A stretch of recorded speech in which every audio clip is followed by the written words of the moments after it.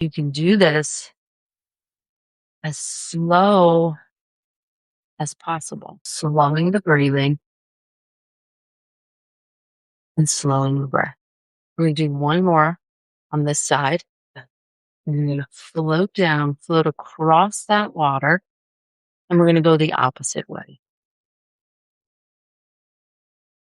Inhale as you come up, holding that breath, and exhaling down. Qigong is the only place where the sun can rise and move east and west. Sun rises, the sun sets. Tapping into that rhythmic pattern of nature. That's so much of what Qigong is about. We're not separate from nature.